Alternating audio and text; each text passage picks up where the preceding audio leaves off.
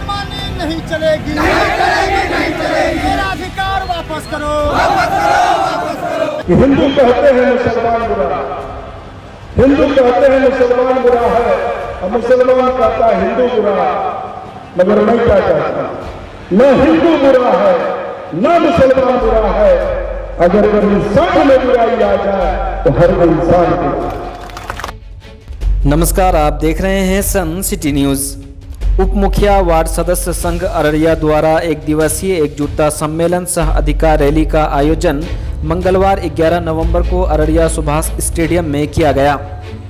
एकजुटता सम्मेलन सह अधिकार रैली का आयोजन कर वार्ड सदस्यों ने योजनाओं में आ रही दिक्कतों को सांसद के सामने रखा और 9 सूत्री मांगों को जिला प्रशासन के द्वारा मुख्यमंत्री तक पहुंचाने की बात कही।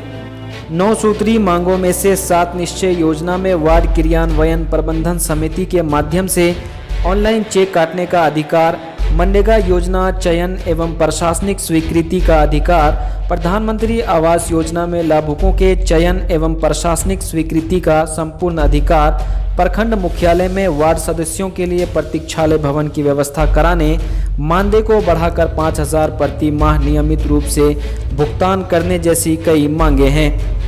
इस सम्मेलन में अररिया के सांसद प्रदीप कुमार सिंह उपस्थित होकर वार्ड सदस्यों के हक के लिए उनकी लड़ाई में उनका साथ देने का आश्वासन दिया।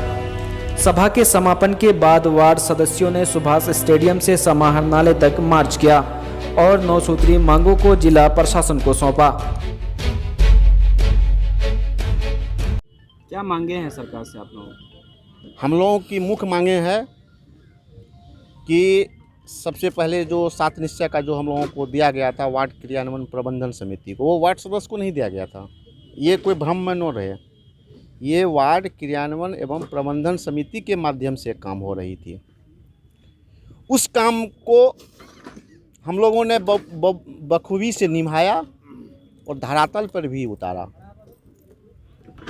पिछले 1 वर्ष बीतने के बाद आज तक इस पे किसी भी तरह का कोई चर्चा नहीं हो रही है। हम लोगों का मांग है, हम लोग माननीय सांसद बड़े भाई प्रदीप कुमार सिंह जी को जिला संरक्षक के रूप में हम लोग बनाए हैं। हम लोगों का एक मांग तो 7 निश्चय की है। दूसरी मांग है कि केंद्र सरकार से कि मनरेगा की जो योजनाएं हैं उसमें वार्ड सदस्य को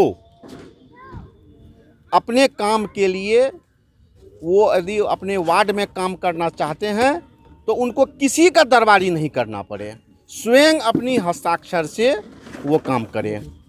सबसे दुख की बात है कि कुछ हमारे वार्ड सदस्य माननीय मुखिया जी के चहेते होते हैं, उनका योजना खोल देता है। कुछ मेरे जैसे बगावत जो करते हैं तो वो देखिए, आज अररिया जिला उप मुखिया वार्ड सदस्य संघ के बैनर तले हम लोग एक दिवसीय एकजुटता सम्मेलन और अधिकार रैली का आयोजन किए हैं। और इसका ज़रूरत हम लोगों को इसलिए पड़ा कि माननीय मुख्यमंत्री नीतीश कुमार पिछले टर्म में बिहार के वार्ड सदस्य को 7 निश्चय 1 के तहत चेक काटने का अधिकार दिया था ऑफलाइन।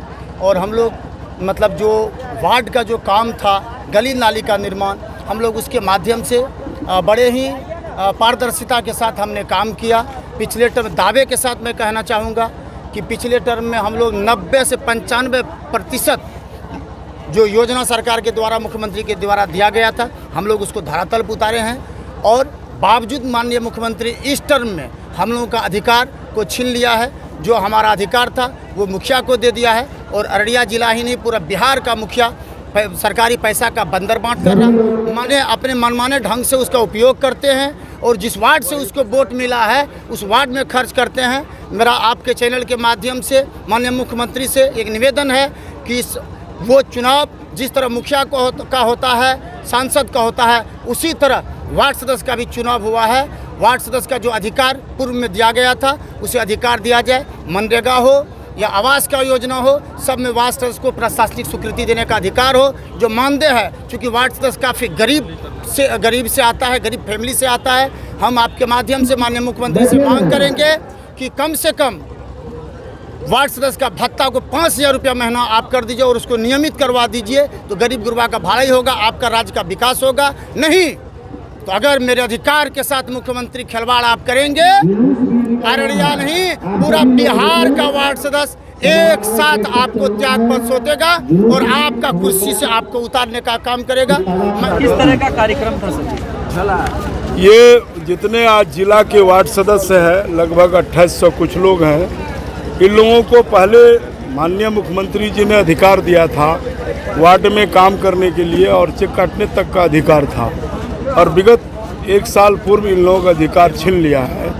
इसलिए आज जिलाध्यक्ष संतोष झा जी के द्वारा आज आहूत की गई थी बैठक, और इस बैठक में मुझे भी बुलाया था कि सांसद होने के नाते हम वार्ड सदस्य का जो अधिकार को जो छीना गया है वो अधिकार की लड़ाई हम सब लड़ेंगे। निश्चित रूप से जो पंचायत स्तर के प्रतिनिधि हैं हमारे वार्ड सदस्य जो ज़मीन में होते हैं उनको अधिकार आपने दिया था, तो आप फिर अधिकार छीना क्यों? तो आप लोकतंत्र में लोकतांत्रिक तौर तरीके से आज प्रेस के माध्यम से, जिलाधिकारी के माध्यम से यह बात सरकार तक हम लोग पहुंचवा रहे हैं कि आपने जो वार्ड सदस्य का अधिकार छीना है पुनः इसका अधिकार को वापस करिए, नहीं तो यह बड़ा आंदोलन खड़ा होगा और आपको आंदोलन का सामना करना पड़ेगा, क्योंकि आप अधिकार वार्ड सदस्य को दिए थे और जब दिए तो छीने क्यों? इसी की लड़ाई है। और निश्चित रूप से हम यहाँ के जनप्रतिनिधि होने के नाते हम वार्ड सदस्य की लड़ाई को यहाँ से पटना तक और दिल्ली तक पहुँचाने का काम करेंगे, क्योंकि वार्ड सदस्य मेरा परिवार है। जिंदगी की भागदौड़ भरे सफर में हमें चाहिए एक नई ताजगी। अब सफर चाहे कोई भी हो, हर सफर में मिलेगी नई ताजगी का एहसास।